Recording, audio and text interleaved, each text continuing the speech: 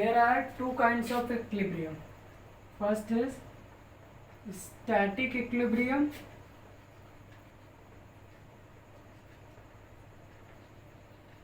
and the second one is DYANAMIC dynamic equilibrium. Static equilibrium क्या होता है, एक स्ट्रिंग को हम टाई कर दें और ये यहीं पे बनी है, this is known as static equilibrium.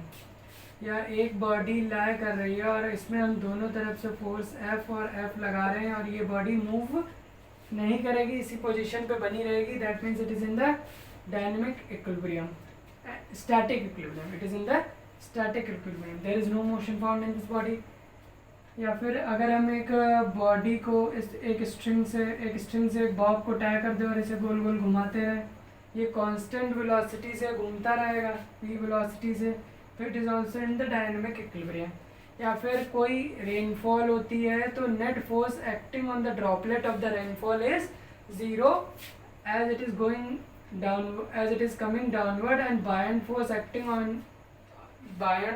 Acting on this rain droplet balances this force, both the forces balances each other, and so this droplet comes under the constant velocity.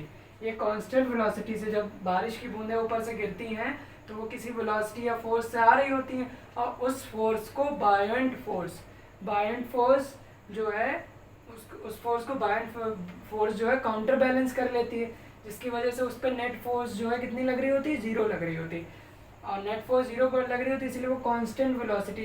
या फिर एरोप्लेन जब ऊपर एक हाइट एल्टीट्यूड पे चला जाता है, then total upward and the downward force acting on it is zero, so it remains in the dynamic equilibrium. Motion में है but it is in the equilibrium. What are the conditions for equilibrium? The resultant of all the forces acting on the body should be zero.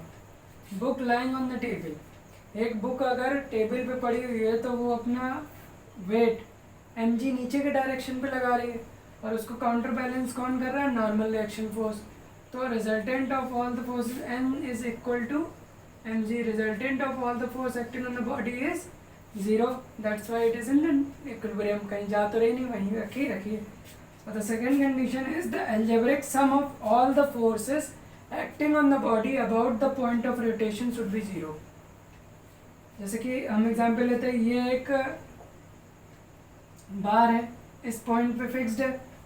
अब ये clockwise turning effect ये force create करेगी और ये वाली force anti clockwise. तो हमने पढ़ा क्लॉकवाइज क्लॉकवाइज हम क्या लेते हैं, नेगेटिव F इंटू डी, और एंटी क्लॉकवाइज क्या हम लेते हैं, पॉजिटिव F इंटू डी.